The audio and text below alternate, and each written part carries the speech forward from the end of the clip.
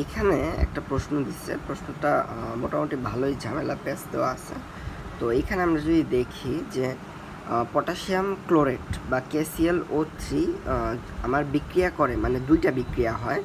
তো এইখানে বলছে যে আমার KClO3 টোটাল ইউজ হচ্ছে 5 গ্রাম, এবং অক্সিজেন এই জায়গা থেকে পাওয়া যায় হলো 34 গ্রাম। তো আমার 5 গ্রাম থেকে 734 গ্রাম অক্সিজেন পাওয়া যায়। তো বলছে যে আমার KClO4 কী পরিমাণ উৎপন্ন হয়। তো ফার্স্ট অফ অল আমার KClO3 থেকে অক্সিজেন উৎপন্ন হয়, যে জায়গায় অক্সিজেনের পরিমাণটা এই জায়গায় দেওয়া আছে। আবার অন্য ক্ষেত্রে আবার আরেকটা, মানে একই বিক্রিয়া বা একই পাত্রে আবার যখন তাপমাত্রা বাড়াই তখন হলো KClO3 থেকে KClO4 তৈরি হয়। তো মেনলি আমার চাইছে KClO4 এর পরিমাণ। তো ফার্স্ট অফ অল আমার এই জায়গায় অক্সিজেনের পরিমাণটা দেওয়া আছে। তো অক্সিজেনের পরিমাণ থেকে আমরা ওই মোলার সাম্যাবস্থার মাধ্যমে KClO3 এর মান বের করতে পারবো। যে 3 গ্রামে 2 গ্রাম হয়, 3 মোলের সাথে 2 মোল বিক্রিয়া করে, তাহলে এইটার মোল পরিমাণের সাথে এইটার মোল পরিমাণ কী পরিমাণ বিক্রিয়া করে ফার্স্ট অফ অল।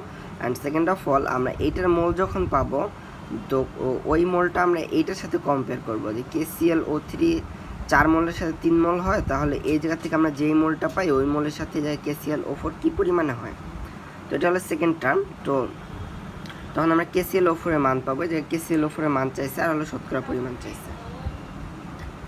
তো ফার্স্ট অফ অল আমরা অক্সিজেনের মোল সংখ্যা বের করছি। অক্সিজেনের মোল সংখ্যা বের করার পরে আমরা যে লিখছি 3 মোল অক্সিজেনের সাথে KClO3 বিক্রিয়া করে 2 মোল। তো সেই ক্ষেত্রে আমার এই যে অক্সিজেনের মোল সংখ্যা, এই মোলের সাথে KClO3 বিক্রিয়া করা হলো এত মোল। এখন 5 গ্রাম KClO3 এর পরিমাণ হলো এত মোল সংখ্যা।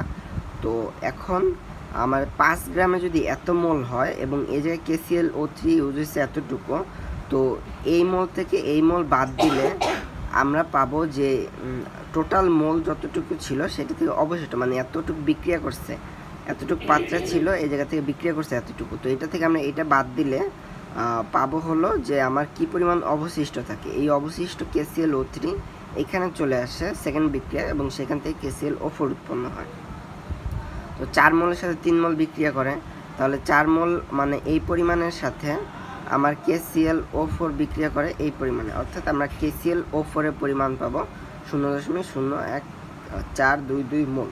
তো এখান থেকে আমরা এটার যে পরিমাণটা বা আণবিক ভরটা পাই 1.97 গ্রাম, এবং শতকরায় বললে অর্থাৎ 5 গ্রামের ভিতরে KClO4 কী পরিমাণ উৎপন্ন হয় সেটা শতকরা করতে গেলে 1.94/5 × 100 করলে আমরা অ্যান্সারটা পাবো।